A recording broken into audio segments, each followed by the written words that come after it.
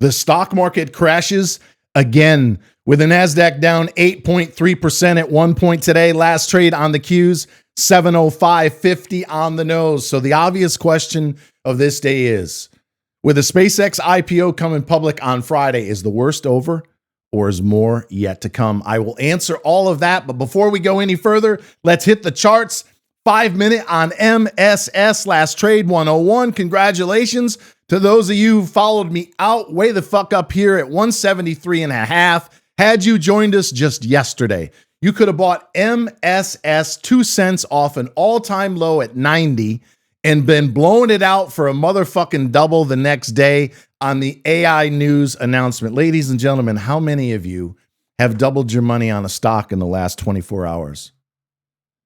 Better yet, how many of you have a 97.43% win rate for the last year? How many of you have not only made 1,000% on your money in less than 12 months, but more than 21x in less than 3 years? I'm listening. I'm listening. How many of you? In the pinned comment below, you will pay me $7 a day. But not until you get an entire 90 days. It's $300 to get in the door. I immediately give you a $600 credit, which of course means your second and your third month are free. And if there's anyone who doesn't think you're going to make more than $300 your first 90 days trading with a motherfucker who's got a 97.43% win rate for the last year, might I suggest you're on the wrong channel. I've been telling you now for weeks.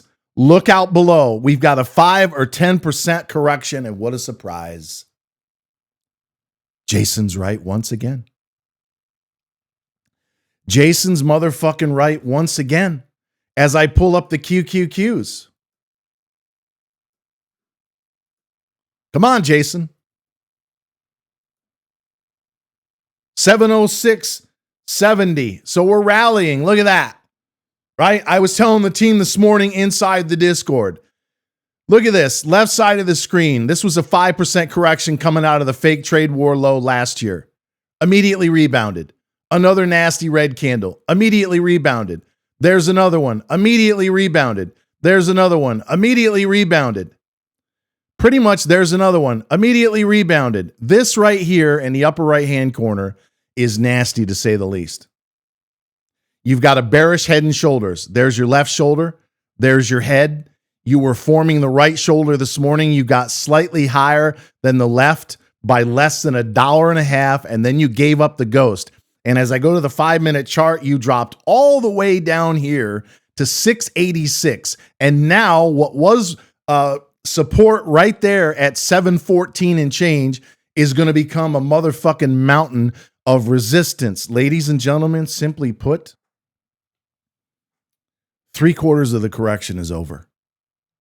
Anybody buying the Qs right now at 708 is what I call a dumb retail idiot. There is going to be a retest.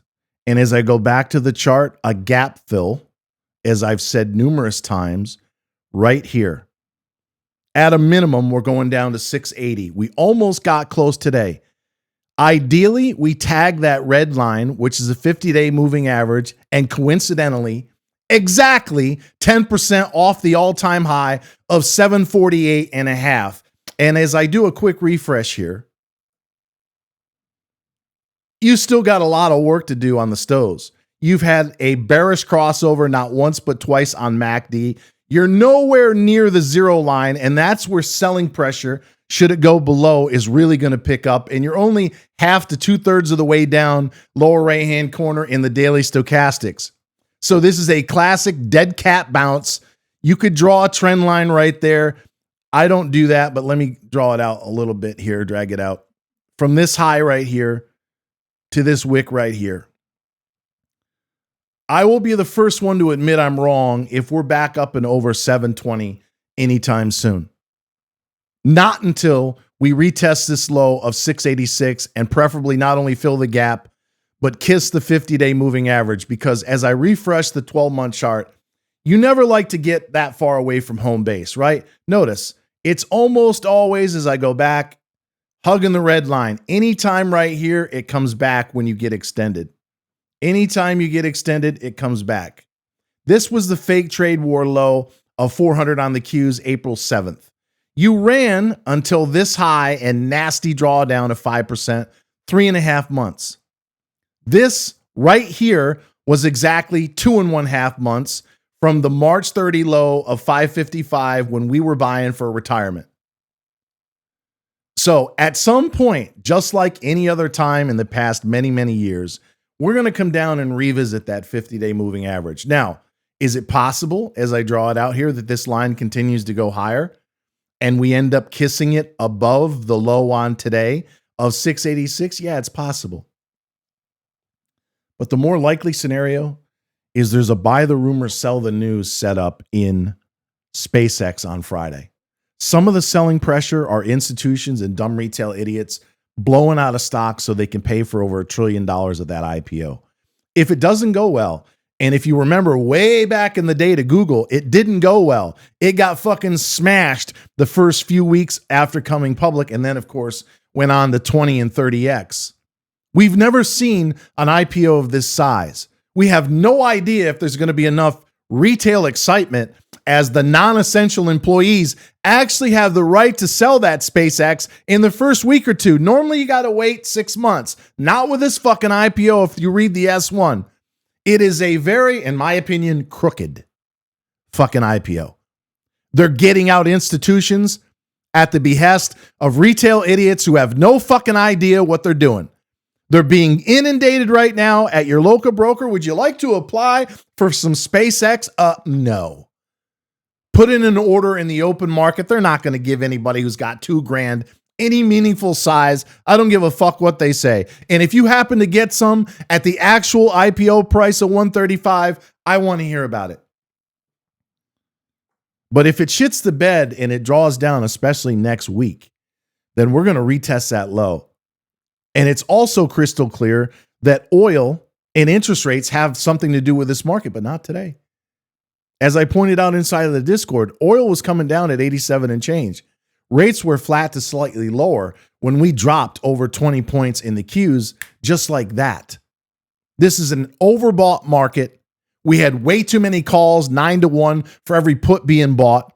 3/4 of the correction, as I go back to the chart, in my opinion, and allow me to do a refresh. And yes, if you're new, I've been using Yahoo Finance since the early 90s.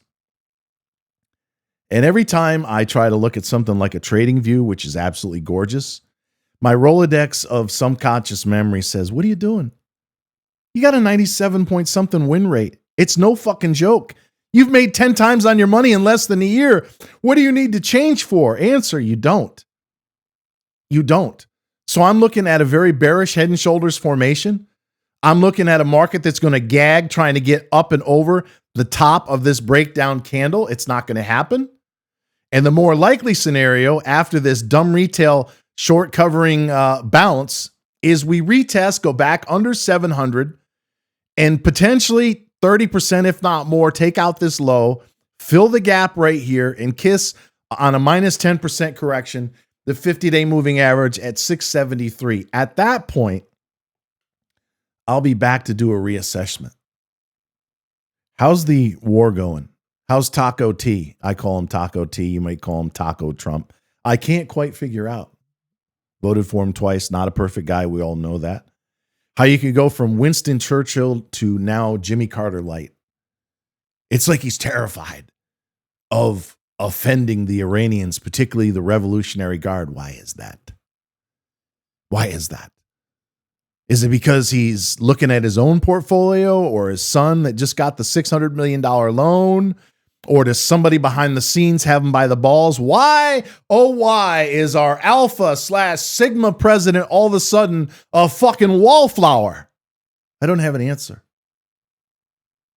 But I do know this in closing. That if you click the pinned comment below and you get started for $300, I give you $600 on sign up, which means you get the second and third month free. You're going to make a bloody fortune. And you're going to be sitting there, maybe even in Vegas with us this August, even though there's probably only going to be a tiny handful. It's actually on Las Vegas Boulevard. I think it's 3001 behind the 7-Eleven. There's this really cool burning barrel. We're going to have Spam on a stick and ice cold Bush beer. It's going to be a fucking hoot. And I hope you're there. So until next time, always remember that this correction is 3/4 of the way over. We got one more wave down. That I love you. And it'd be super cool if you joined us right now in the pinned comment below at trysmallbiz.com.